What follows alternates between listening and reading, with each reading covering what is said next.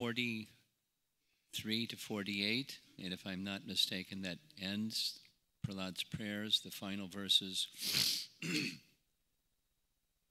are Lord Nrsingadev's response to his prayers, and then the chapter ends. So 43 to 48, kind of a mixture, is not exactly a theme. There's a carryover from the verses this morning, the prayers this morning of the uncontrolled senses, where Prahlada was characterizing himself as a fallen, filled with material desire, uncontrolled mind, uncontrolled senses, personality, praying to the Lord to help him become a self-controlled person. And now he's going to speak of, again, this broad spectrum of materialistic civilization, a phrase that Prabhupada cited many times, Maya Sukhaya. He would just say that phrase and it would carry the whole import of the theme, Maya Sukha, the civilization of false happiness. Maya Sukhaya civilization. That's not civilization, it's animal life. A life of delusion. Again, this is summary, so we will hear again his prayer for the well-being, upliftment, salvation, relief of all living entities. Again, we'll hear for the third time some statement about the non-difference of everything in connection to the personality of Godhead. As we heard earlier, if you recall, that provides an impetus for the position of dasya, staying always in the position of the servant of the Supreme Lord. He has anticipated, and it'll happen. The Lord will ask him to take a benediction. And we'll hear some more about that this evening, the final verses. He just wants Narada association. And he doesn't want a relation. He wants a relationship of servant and master and nothing else. And the servant and master relationship supported or sustained by the association of Narada and such persons as him. Like the earlier question, what's the mode of, it's just listen carefully, in the mode of his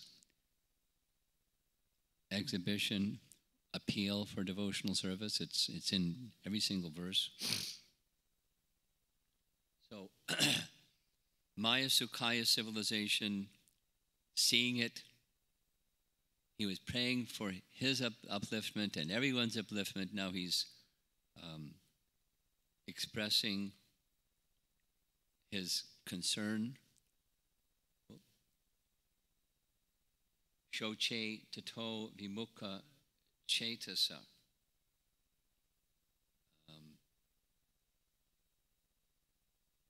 He's simply concerned with love for the Maya Sukhaya civilization folks, which he considers himself to be one of.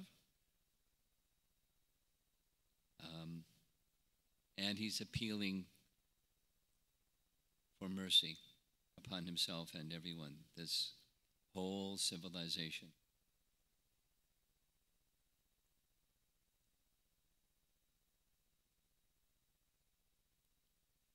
O best of the great personalities. All afraid of material existence. Wherever I stand, he's just short while ago said, well, it's not possible for him to self this way because of the club. He's speaking a little differently. As this perfect smarana. Smarana is one of the 9 stages of bhakti.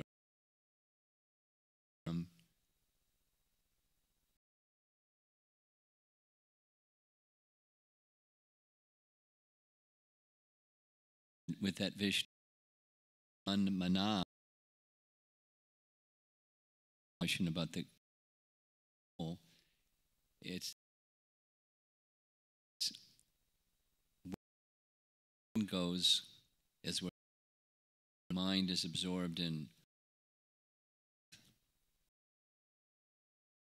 The mind goes, directing the mind to the shelter.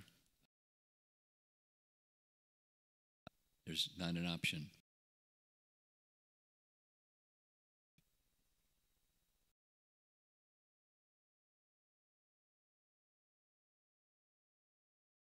Mike, the fools and rascals is the harsh language. How do you have a position of lacking control of the mind and senses, or indulgence of the mind and senses in forbidden activity? That's doing that is the fool and rascal position. Who are making elaborate plans for material happiness and maintaining their families, societies, and countries.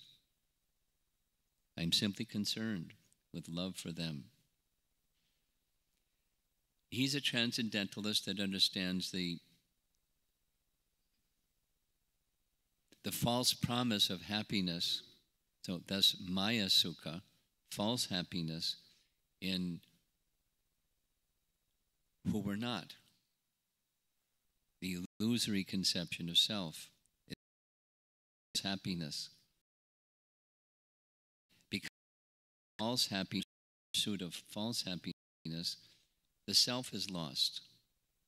And the relationship with Krishna is lost, and the real happiness is lost. So for him, it's very sad. So he has this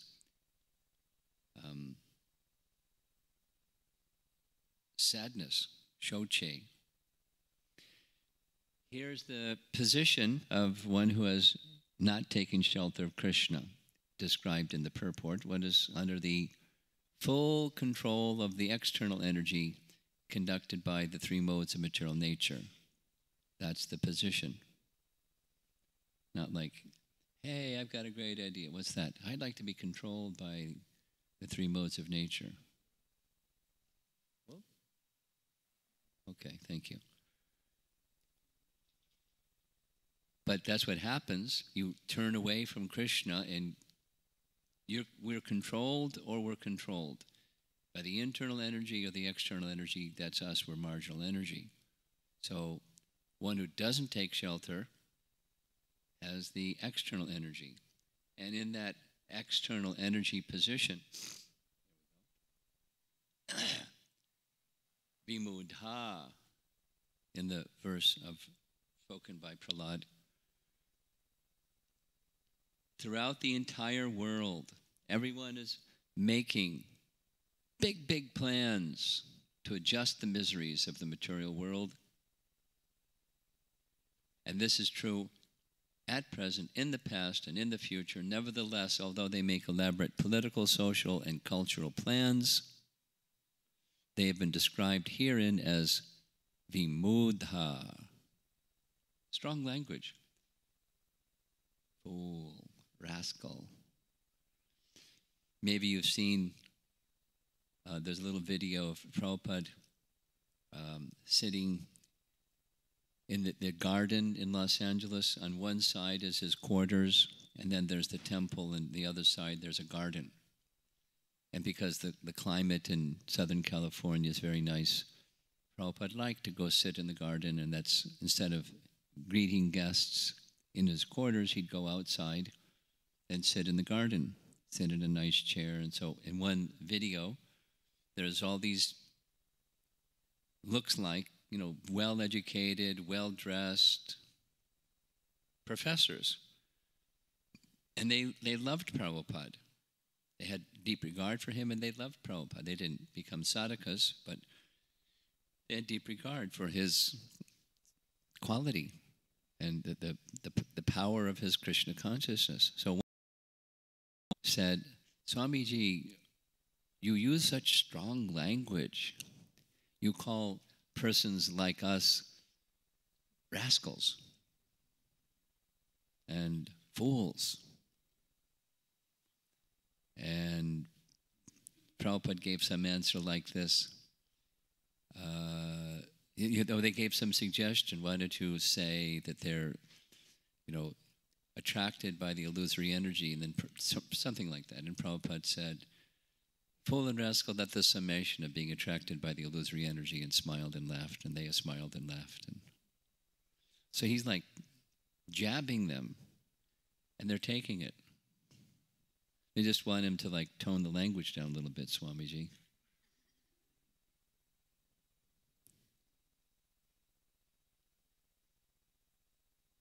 But in his books, and even in one-to-one conversations with such people who in this world are highly regarded, and they like being highly regarded, and Prabhupada is speaking of them as fools and rascals.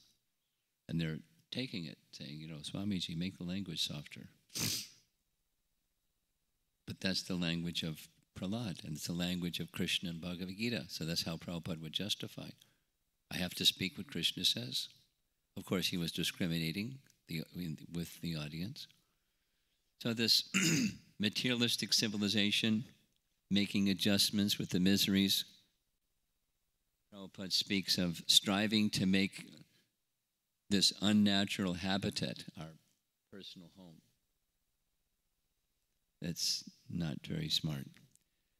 And the result is we forget who we really are and what our natural position is, trying to make a place that's uncomfortable comfortable. And that's this Maya Sukhaya Bharam civilization. And in Bhagavad Gita, the same message is presented.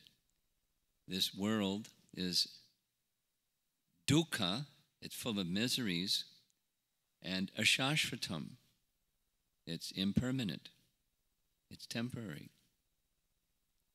We heard Purusham Shashvatam Divyam, remember? 10th chapter Bhagavad Gita, Prabhupada made reference that Arjuna said, Purusham Shashvatam Divyam. So the Ashashvatam is Dukkalayam Ashashvatam, it's temporary, and there's the, passage of time, it's all tornado or just time. It's time. Destroys all. Destroyed with time. That's the non-devoted happiness turns into distress. The devoted guy speaking about, I'm happy wherever I am by staying absorbed in thoughts of your glories. Can't do that because mind is cluttered desire, but now it's in a different mood.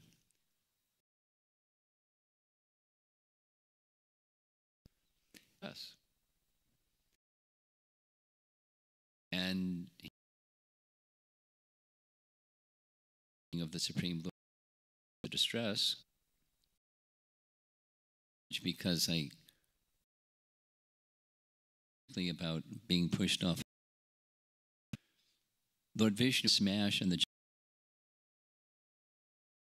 self. This is Vishwanath. Is he going to remember me? Is he going to cry? But he didn't any of those things. And then last minute, Lord Vishnu appeared and caught him. So he was protected and safe. But Prahlad knows the Lord will always protect me. And not like, because he'll always protect me, I'll never die. I'll never get old. I'll never get diseases. And I'll never be born again. In the case of Prahlad, he's praying to take me to you. But he's already there in his Krishna consciousness. He's with the personality of Godhead. Again, by this Vishnu Smarana, constant remembrance. That's the position of the devotee. Again, as I said, there's a kind of a mix of messages, not exactly a theme, summarizing all of his prayers in these concluding prayers. So this next one, text 44, he's speaking strongly against those that want their own. It's connected to wanting the well-being and deliverance of everyone. But he's speaking against those that are simply seeking for their own welfare in saintly life. There's the Sanskrit of the verse. There's Vimuksha eko na. So we know moksha, vimimuksha, created alone, na.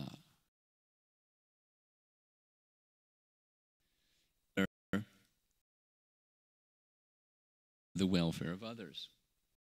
And somehow, I don't know why. Translation. My dear Lord Nrsingadev, I see that there are many saintly persons indeed, but they're interested only in their own deliverance, not caring for the big cities and towns. They go to the Himalayas or the forest to meditate with vows of silence, Maunavrata. They are not interested in delivering others. As for me,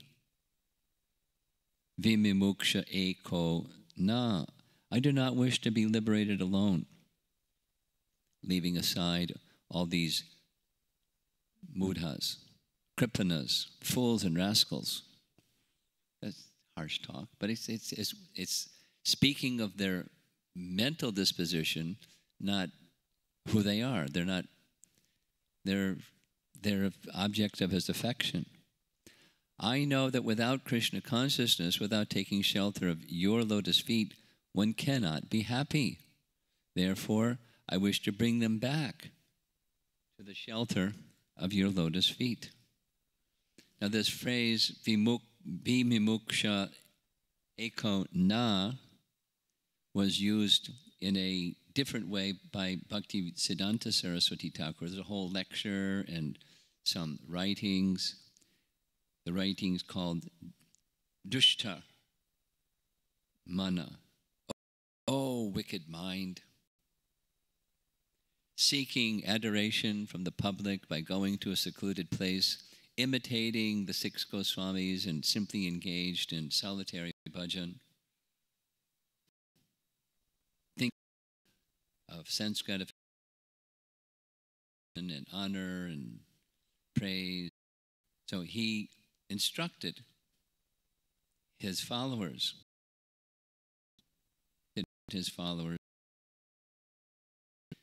go where the public engage in. That father did. That's, of course, there was a period in Vinod Thakur's life where, most of you know,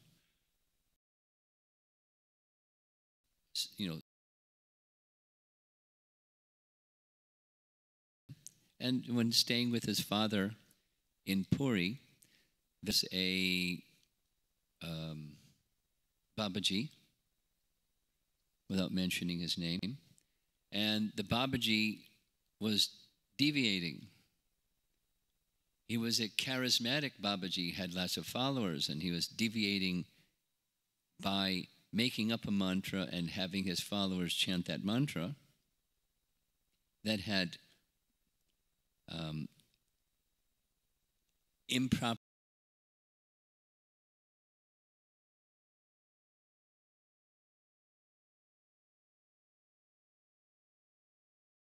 rasa within the mantra, conflict of rasa. But he was propagating it instead of calling himself a follower of Mahaprabhu, not taking the Mahamantra which Mahaprabhu propagated. And then worse, like that's okay, but worse is his leading follower, he had dressed as a gopi, saying he's training him by dressing as a gopi to become a gopi. Saki Beki, it's called.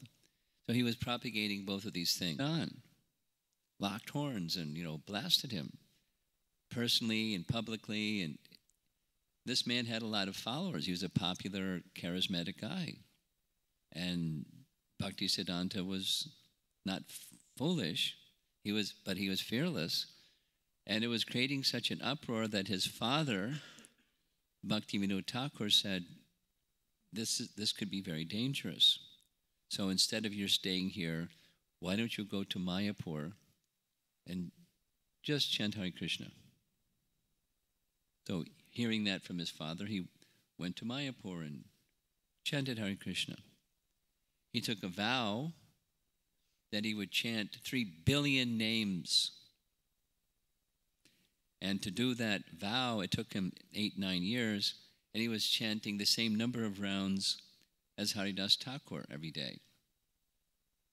He was qualified like Haridas Thakur, who was like out of sight already, qualified. It's inhuman. Think about it. 3 times 64 rounds a day. Maybe some of you, probably a number of you have on Krishna Janmashtami, or when we have japa retreats, chant 64 rounds. Try chanting 3 times 64 rounds. And then try doing that every day. And try doing that every day for 8-9 years. It's not human. It's superhuman. He's Superman or Super Bhakta. I mean, even doing the math, besides the mind. A standard duration of 16 rounds, it can be more, it can be less, some more, but 2 hours for 16 rounds. So 16 rounds times 4 is 64 rounds, is 8 hours. Times 3, 24 hours.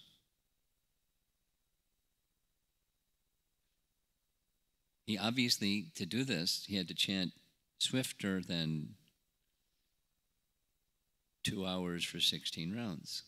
And then to do it so how did he do it? He was superhuman. And after doing that, this 3 billion names, he, under the order of his spiritual master and his father, he accepted sannyas, left that Babaji, qualified Babaji position, Babaji meaning beyond the varnas and ashrams, and he entered into the ashram status of a sannyasi in order to preach. And he dedicated the rest of his life for that purpose under the order of his spiritual master and his father to do so. Both of them ordered him. So, although he was capable of solitary bhajan, he cautioned against it, more than cautioned, he sternly instructed not, because people who did so, it was imitation only, not qualification at all. And it was bringing disturbance to society, because being not qualified, yet getting some attention as if they were qualified, they misused it in the form of prideful activity. We'll discuss that principle a little bit further. Another nice example of this compassion for others is Vasudeva Datta.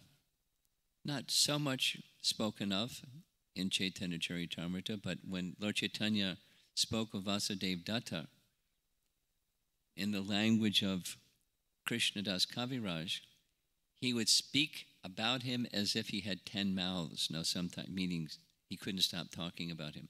Now, sometimes he would speak as if he had 5 mouths or 3 mouths, but Vasudeva Datta, the tally went up. He loved speaking about Vasudeva Datta. So the narration in Chaitanya Charitamrita is that Vasudeva Datta, one of the leading Vaishnavas in Mamgachi in Navadvip, he would come with the devotees every year to attend Rath Yatra, stay for the rainy season in Puri, and then go back. And before going back, there would be some discussion. Lord Chaitanya would give some instructions to each of the devotees, in which they would sustain their lives for the next 8 months till the next rainy season came and the next Rath Yatra. So Vasudeva Datta made a request. Instead of asking for an instruction, he requested Chaitanya Mahaprabhu, please deliver all living entities. My heart breaks to see the suffering of all the conditioned souls. Therefore, I request you to transfer the karma of their sinful lives upon my head. Let me suffer perpetually in hellish condition, accepting all the sinful reactions of all living entities. Please finish their diseased material life. If you think they're too sinful to deliver them all, transfer their sins to me. I'll take the sins, suffer, deliver them, please. And Lord Chaitanya then said on many occasions, I am Vasudeva Datta's man. He has purchased me.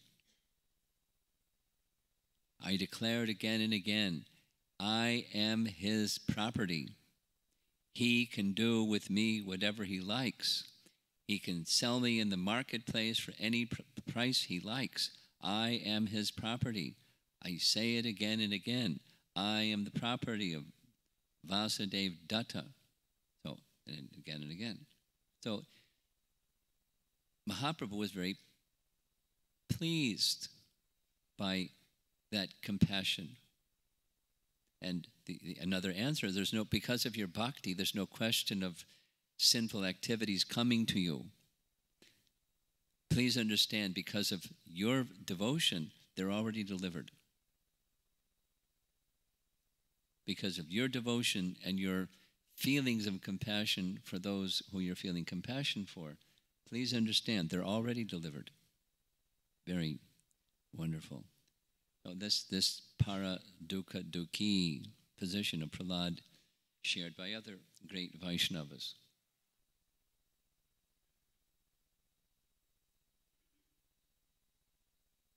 This position of the devotee, taking shelter of these mysterious lotus feet of the Lord and being in the mood of being the servant and the servant of the servant, many times removed servant. Karmis and Gyanis don't get it, because karmis want to enjoy through fruitive activities, and Gyanis want to enjoy by speculative power to become one with the Supreme. So this mood of servant of the servant of the servant of the Supreme Lord, it doesn't compute. Karmis are busy trying to be happy through material adjustment, and Gyanis are trying to become happy by becoming one with the Supreme. But Chaitanya Mahaprabhu's teaching is all of these desires, kami, makes the mind ashanta. Bhukti, mukti, siddhi, kami, sakali, ashanta. The mind becomes disturbed. But for the devotee, nishkam, That's the position of Shanta.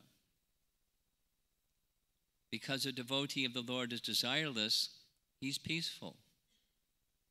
Fruitive workers desire material enjoyment. Jnanis desire liberation, and yogis desire material opulence. Therefore, they are all lusty and cannot be peaceful.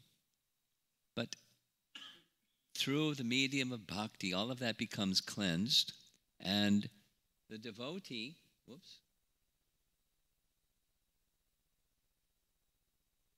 the devotee, in course of time, loses such interest.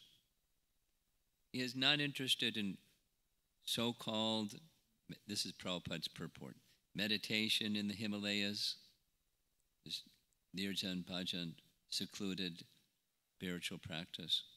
Rather, his interest is in the busiest part of the world, where he teaches people Krishna consciousness. The Krishna consciousness movement was started for this purpose. This is Prabhupada violating what smarta followers of the varnashram system say, that a sannyasi shouldn't cross the ocean. Why? Because on the other side of the ocean, there's polluted people. You associate with polluted people, you become polluted, so don't cross the ocean. It's just like a forbidden thing. Now, he not only crossed the ocean, but he traveled around the world so many times. And associating, as we see, like he's one of us, standing in line to board an airplane. But Prabhupada wasn't interested in nirjan bhajan. He certainly, he will see in a moment, he encouraged establishing farm communities, but farm communities to give an example of people that wanted out of the bustling cities and simple living, high thinking. Here's Prabhupada's statement. Standing in line at an airport. I am not after respectful compliments by the public, but I am concerned more about my disciples. I want to see them quite able to preach this sublime doctrine of Krishna consciousness, and therefore I wish to stay. Otherwise, I'm not attracted for any place, either hell or heaven. And this is 1968, quite early in the Hare Krishna movement. Where would you like to stay? Any place. I want to extend to my disciples this Krishna conscious opportunity. And so one of those Krishna conscious opportunities away from the bustling city was in rural projects. But again, his statement at the purpose of ISKCON, number 6, was bring the members closer together for the purpose of teaching a simple and more natural way of life. Compassion in the city, compassion in the country, a life of compassion for living entities, and in particular, those who wanted to learn the way of spiritual life. Now, the next 2 verses, he's continuing, and I guess we'll call it a wrap-up on the uncontrolled senses message that we heard earlier.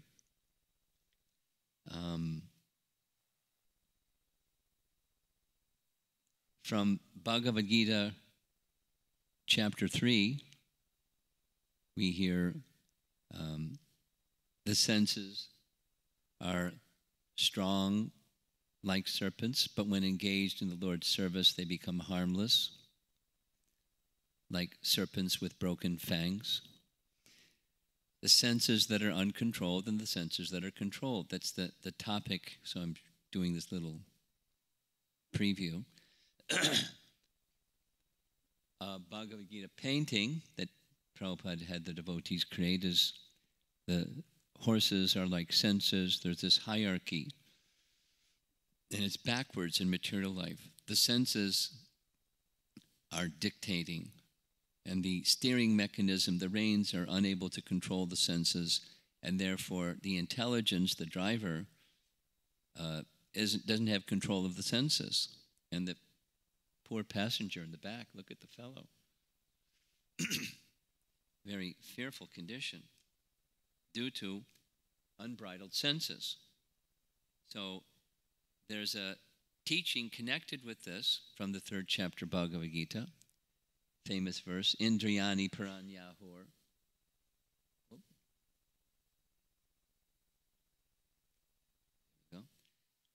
Indriyebhya parak manaha. So working senses, indriyas, are superior to prakriti.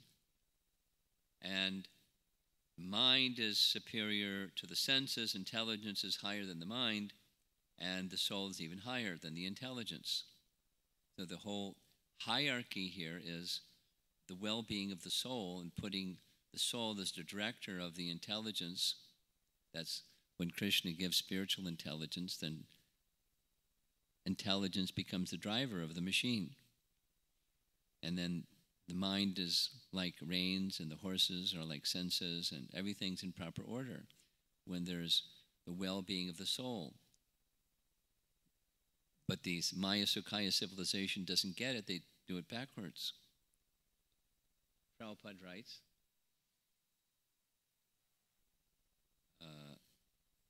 this is now reference from the purport.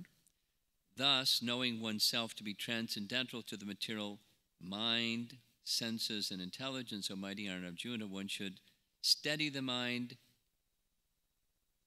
by deliberate spiritual intelligence, Krishna consciousness, and thus by spiritual strength conquer this insatiable enemy known as lust. So Prabhupada makes reference to this in the purport, therefore I am also.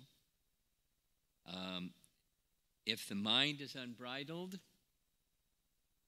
senses cannot be controlled. And so there's a remedy, and here's the remedy.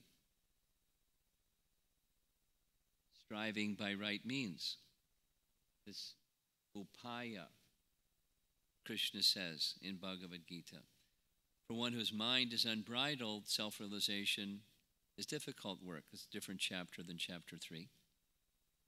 But he whose mind is controlled and who strives by right means, appropriate means, is assured of success.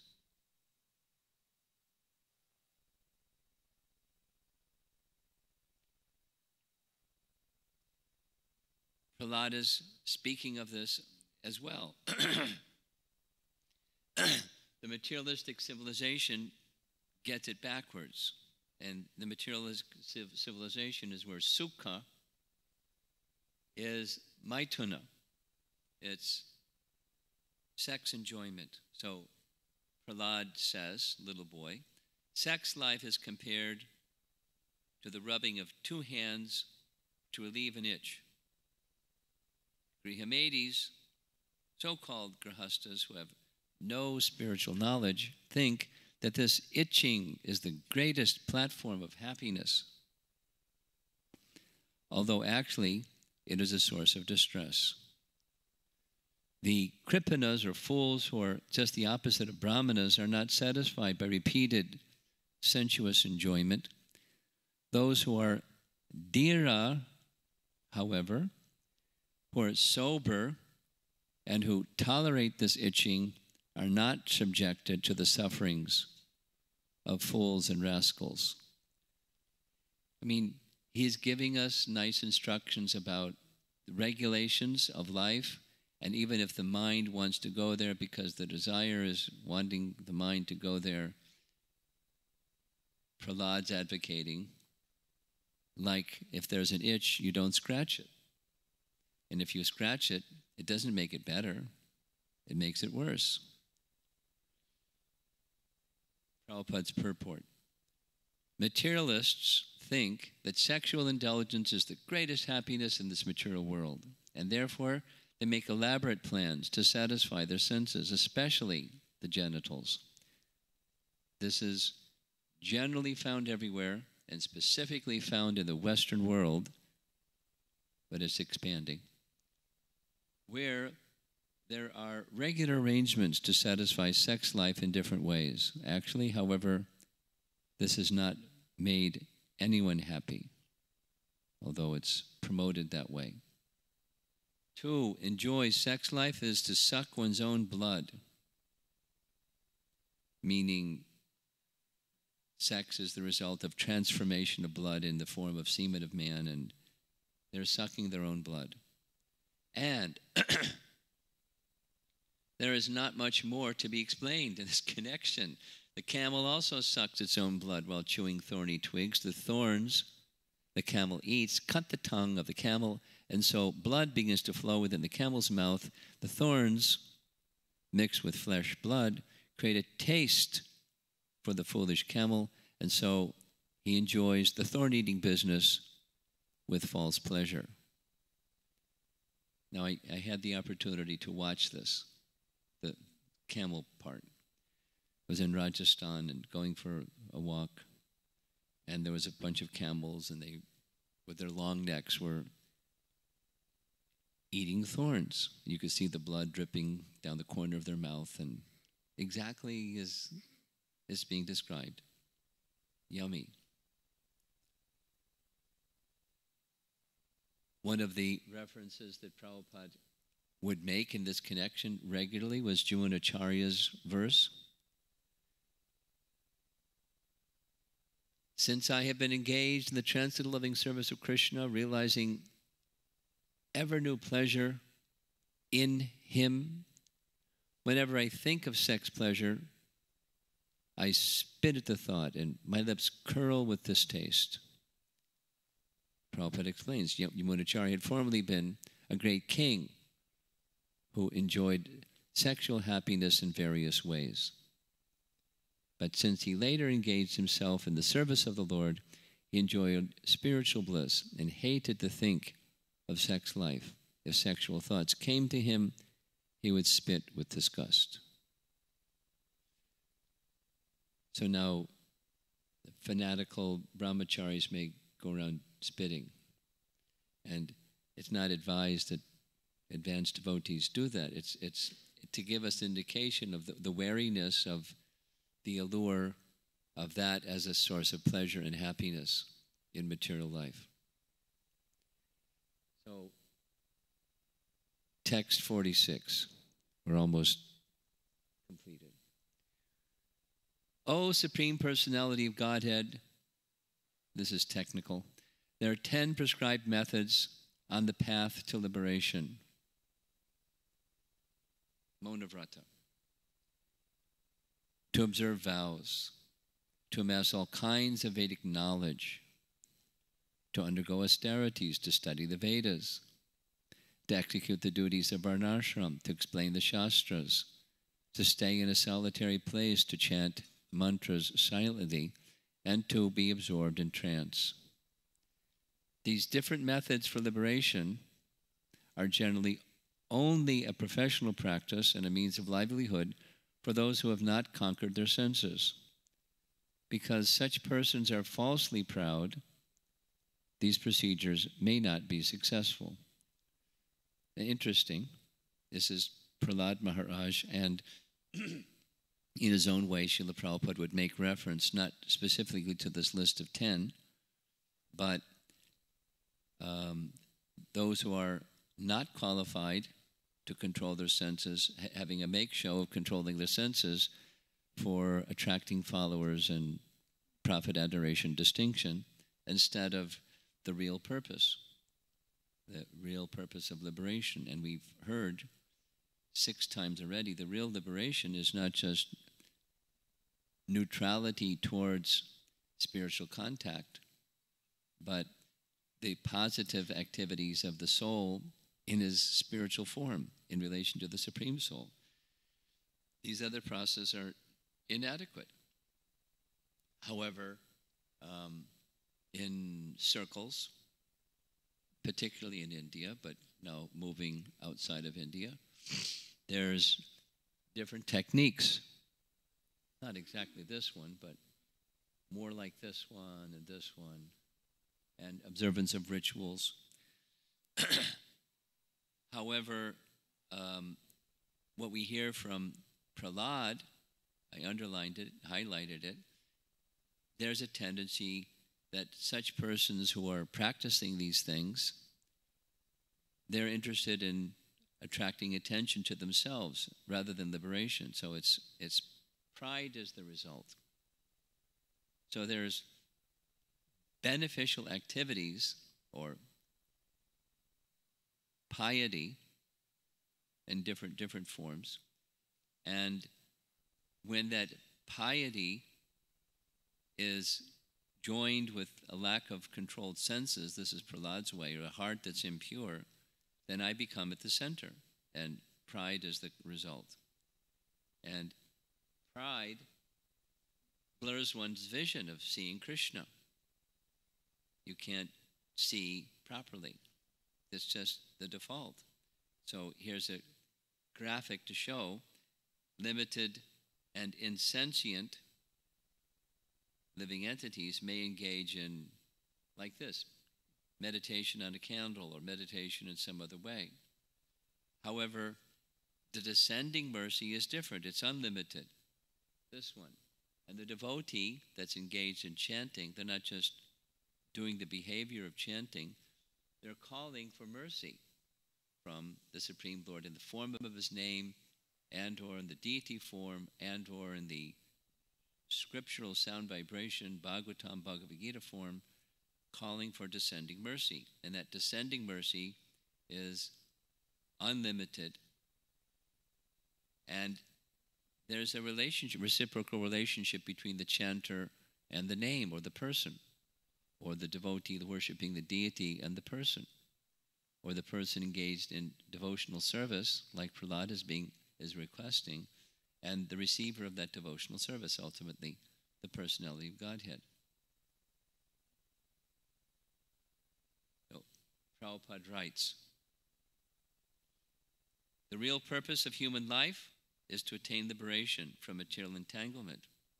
And as mentioned, these 10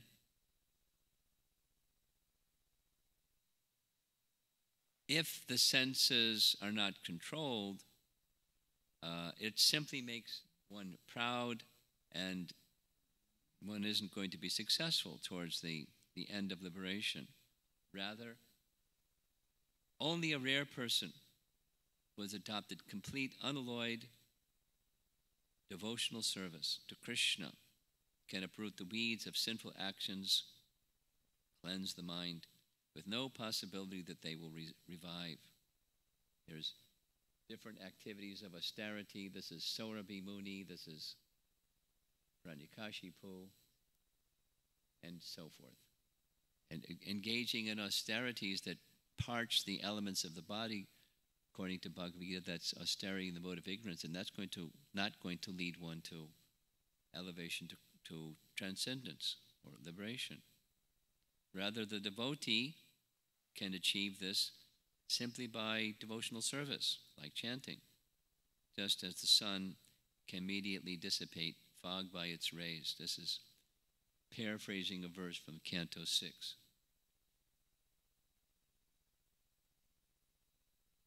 I'm trying to finish up quickly so that you don't lose your patience or fall asleep or something.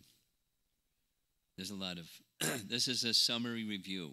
These are not new points, so I'm purposely going quickly. The advocacy of Prabhupada in the purport is this one. Kevalaya Bhaktya Vasudeva Parayana. The same as reference of the previous, this one. Kechit Kevalaya Bhaktya Vasudeva Parayana Agham Dunvanti Karjneya Niharam Eva Bhaskaram. That's this verse that I just recited. So instead of this one, it's Kevala Bhakti is preferred. So Prabhupada writes, if one simply engages in devotional service to the Lord, all these 10 methods are automatically observed. If you have $1 million, you have $10 and $100. That's an easy one to understand. So if you have that which is the conclusion of all these other things, then you have with the other things, the benefits that can be bestowed by them. The indication in the purport is Prahlada Maharaj is citing these that for those that don't have control of the senses, that may be helpful if they're like, I don't want to serve Krishna. Give me something else. I'm proud. I don't want to be a servant of anybody. Okay, you can do these austerities and these other things. It's for the Ajitendriya folks. But for the devotees, it's a subset, it's included. Sarvopadi Vinir Muktam Tat Paratvena Nirvalam. Devotional service enables one, by the very nature of devotional service, you extend your senses where it's for Krishna's service, and you don't extend your senses where it's not for Krishna's service. End of story. It's Krishna's, the senses are controlled. And the mind that's fixed upon the purpose of serving Krishna, the mind is controlled. Bhakti takes care of it. And the converse is, you do the other ones without bhakti or service of Krishna, and it's incomplete and temporary. We're almost done for this session and his prayers. So the next 47 of 48, Krishna is the cause of material causes and effects. We know this teaching from Brahma Samhita, the first verse, Ishvara, Parama Krishna Satyat Ananda Vigraha Anadir Adir Govinda Sarva Karana Karanam. Krishna is this cause of all material causes and effects. So in this world, technology or engineering or computer IT or what, cause and effect. You wiggle this over here and something over there wiggles. Oh, cause and effect. I got a PhD, now I got a job. Cause and effect. But what's the cause of those causes that make the effects? Nobody knows. No empiric science for that one. But Prahlada Maharaj can disclose, and he does. Here's the verse. By authorized Vedic knowledge, one can see that the forms of cause and effect in the cosmic manifestation belong to the Supreme Personality of Godhead. For the cosmic manifestation is his energy. This is this non-difference message once again. So here's the image. Both the cause and effect are nothing but energies of Krishna. So here's examples. We heard the example, the cotton is the cause of the thread, and the thread is the cause of the cloth, but you don't see the cotton in the thread, and you don't see the thread in the cloth. You just see the cloth. But where'd the cotton come from? And all the other examples. Cause and effect. And then there's prasadam. Hopefully it's prasadam. Or this example is commonly given by Srila Prabhupada. There's the water, which is one of Krishna's energies, and then the sun evaporates the water, the forms of a cloud, and then it comes down in the form of distilled rain, distilled water. But it's just energies being transformed under the direction of Krishna, who the energies come from. Maya Jakshena Prakriti. And whatever there is, he is the cause of all causes. Therefore, that's a sign we're ending. Wrap up. Therefore, O my Lord, just as a wise man, by considering cause and effect, can see how fire pervades wood, those engaged in devotional service can understand how you are both the cause and the effect. Got it? You want an explanation? Here's a table, and within the table there's stored fire. How'd the stored fire get there? Well, by photosynthesis. It's the sun's energy, its fire, transmitted through sun rays, was captured by the leaf of a plant or tree, and now it's stored in but there's fire here. So where'd the sun come from? Where this whole setup come from?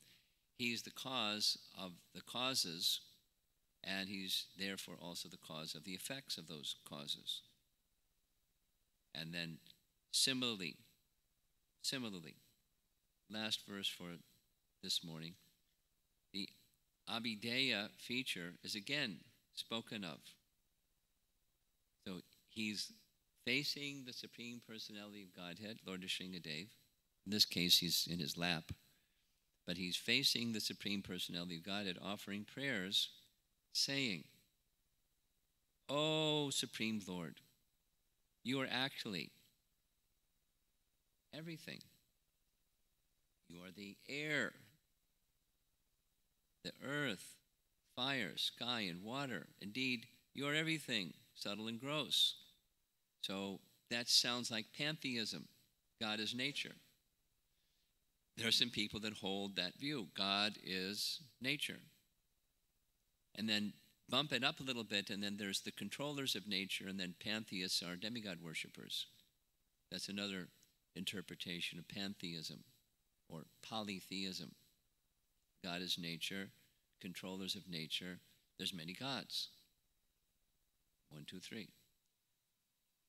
So this Abheda says, no, these elements and the controllers of those elements are manifestations of the source of everything. Prahlada understands it. You are the objects of sense perception, the life airs, the 5 senses, the mind, consciousness, and false ego. No, they're representations of him in the sense that they are his energies, not that they are the energetic, because energy and energetic are different. That's the difference feature, and the non-difference feature is indicated by Prahlada. The material elements and anything expressed either by words or by the mind is nothing but you. End of this section. I am your devotee, and I know why I'm your devotee, and it's not some sentiment. It's with full knowledge, as we said at the very beginning. He was infused with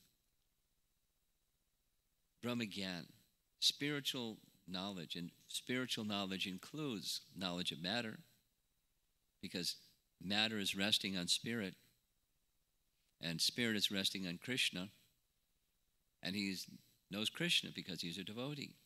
So he has all of this at his disposal, and he's not bragging about it, he's offering very humble prayers. All of these prayers are meant for our benefit, to nourish. Who is this we're worshiping? As Prabhupada would say, in different religions they say God is great. But how great he is, they do not know. And so helps us propose our acceptance of him as God and worship him. Worship him. God is great. Krishna consciousness. God is very great. Sambandha Gyan is understanding the greatness and the connection of all things with him. How great is he? Saying the young boy or they pull the leaves off the daisy. And let me you this way.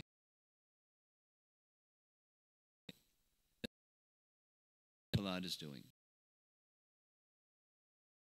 limited, and it's not their sentiment. There's with his love have different natures, and some people are scared, and so they're like Even with peers, I'm going to be careful because I'm scared. I don't want that material stuff that happened when I had friends. It was, it wasn't really friends. It was exploitation, mutual. And largely, I'm, thinking myself the victim of that. But, we're participants in being. Yeah, so evolution is mature in Krishna consciousness, and then one can be, that's the solution. It's immature. And, it's not mature. Whoops. With Krishna, there's restriction. The candle, because it's not a scent being on the other.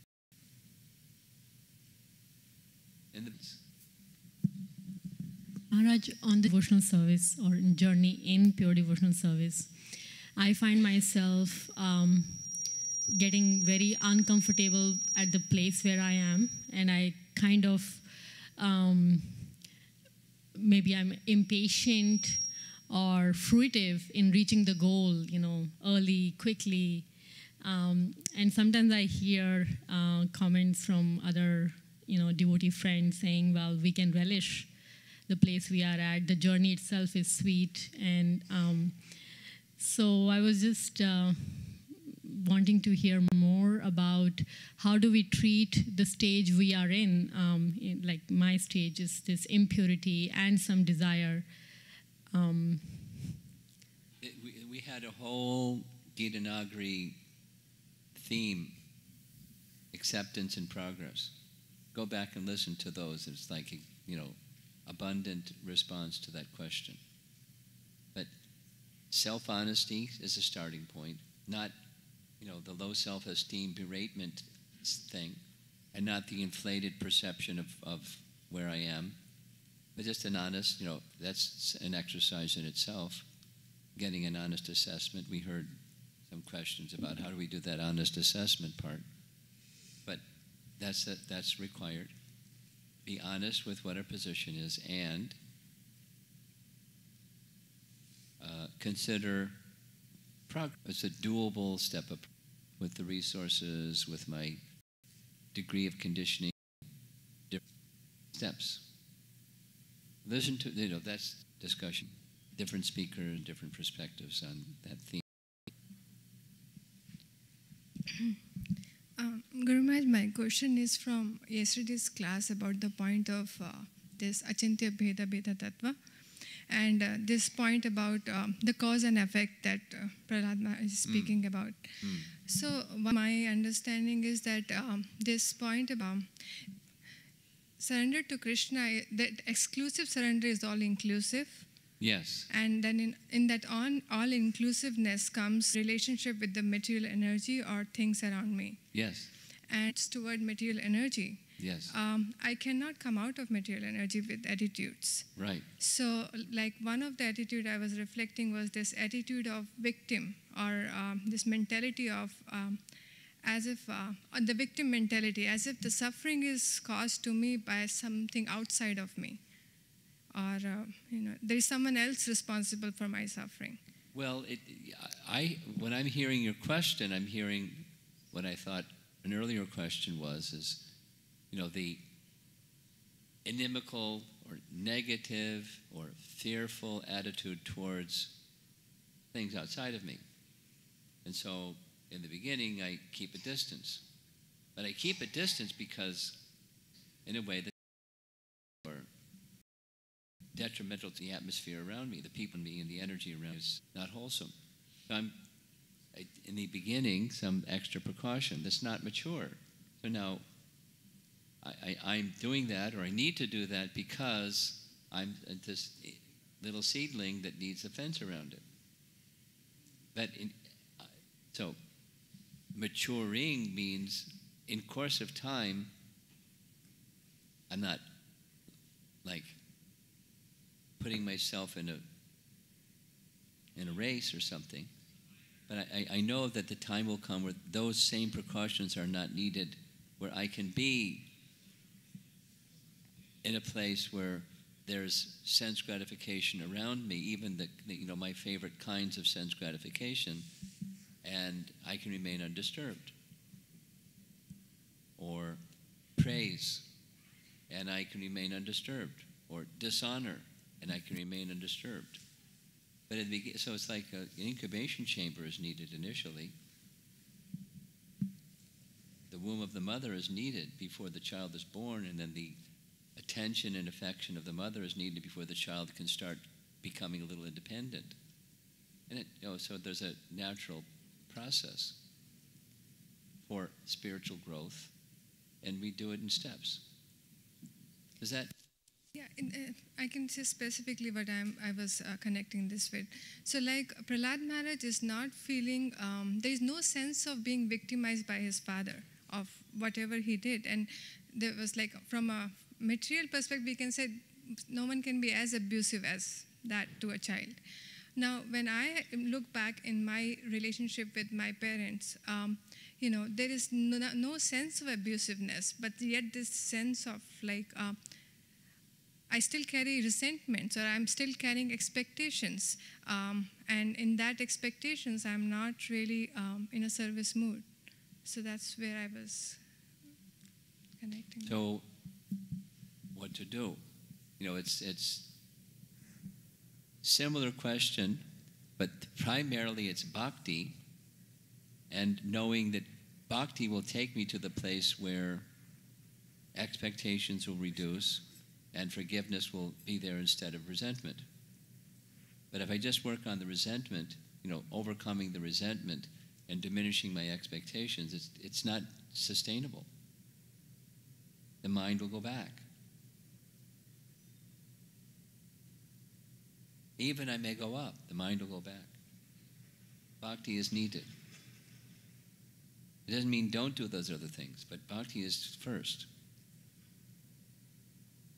And then whatever becomes more sustainable.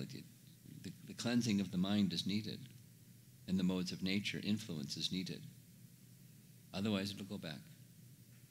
And and then not only in this lifetime, but then another lifetime, and then another. It just keeps going. So we need a solution. The problem is we're controlled by the material nature, and then even the configuration may change. We're still controlled by material nature. Come over that problem, and here comes another one. Because the problem is involvement with material nature in the mood of being the enjoyer of it instead of being the servant of Krishna, who's the enjoyer of it. And we have the right attitude toward Krishna, the alignment of the material energy is more conducive. Even there may be, ill fortune, at least apparently.